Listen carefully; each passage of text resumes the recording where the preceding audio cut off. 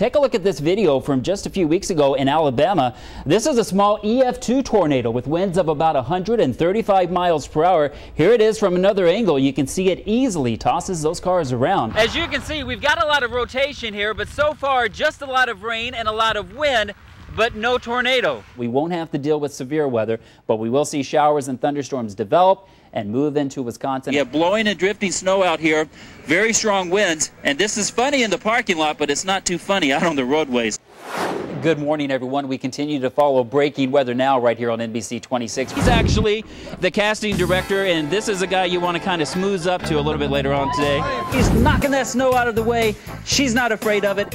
That lady is dangerous with that home there. Watch out. I'm just walking around out here to show you what we have as far as blowing and drifting snow. I've got my foot stuck. Usually it's in my mouth. You know, it's like those lottery numbers you were looking at. It's close. But no cigar. But no cigar. Yeah. But remember, make sure you have fresh batteries. That way, if the power ever goes out, you won't be left in the dark. Before we leave, everybody give one big cheer. Good luck to everybody.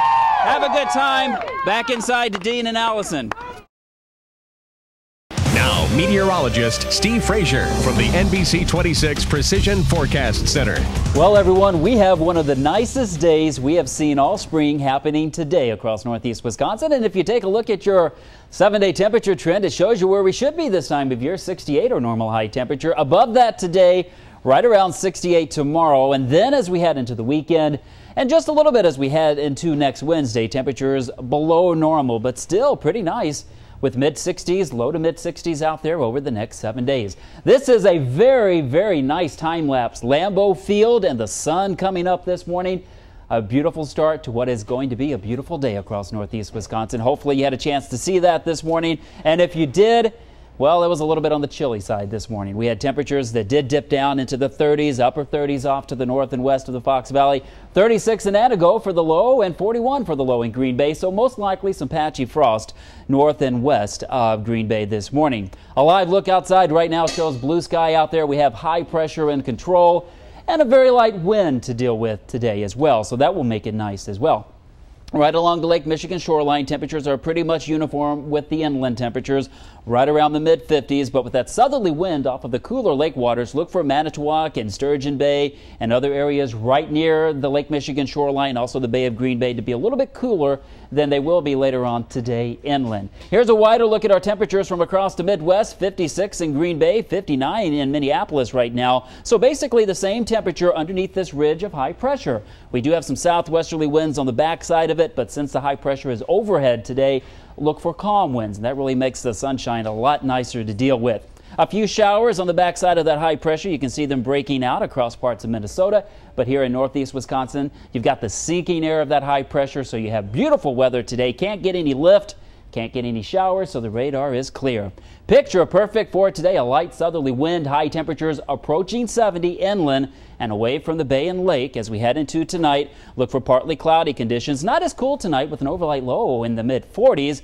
And then as we head throughout the weekend, scattered showers are possible from time to time, a mixture of sun and clouds and high temperatures into the mid-60s.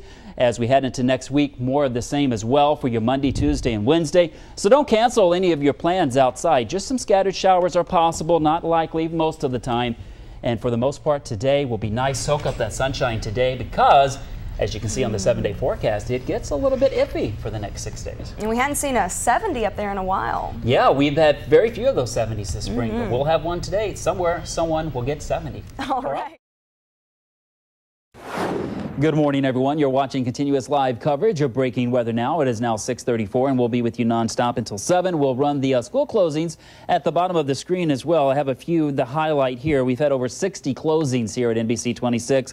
Oshkosh, Sheboygan, Fond du Lac school districts have been closed. We have a severe thunderstorm warning to tell you about. It's for Fond du Lac County right here until 8:30 and Calumet County until 9 o'clock this morning. Let's go straight to NBC 26 Precision Radar. First of all, it's really not that impressive. It's not a large area covered by this particular storm, but this storm right now moving through eastern parts of Fond du Lac County has a history of producing some large hail covering the ground in eastern parts of Fond du Lac County. It continues to drift off to the northeast. So those of you in Calumet County, you have that warning in effect until 9 o'clock this morning. There is still a possibility that you can get out there and pull that car into the garage before this storm arrives. But be careful. If you hear any thunder, go inside because that storm is headed in your direction.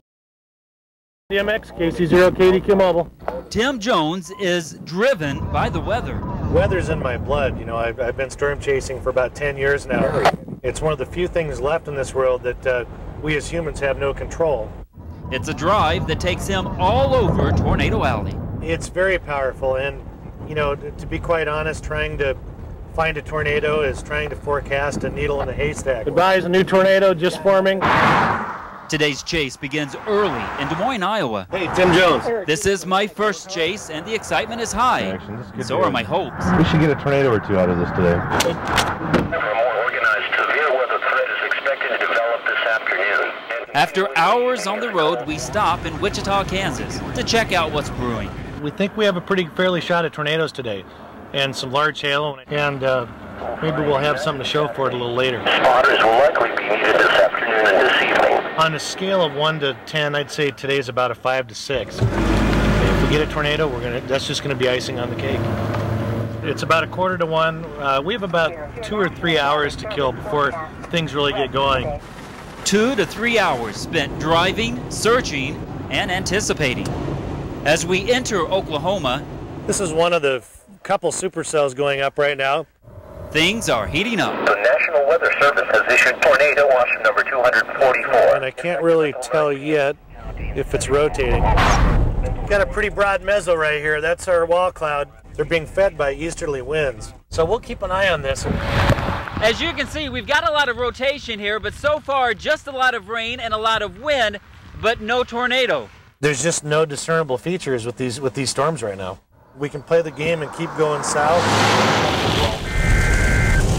There it is. We've got very heavy rain. We're punching right through the main part of the storm. While we were all wet on the ground, roof's gone. Debris in the air. Roof's gone.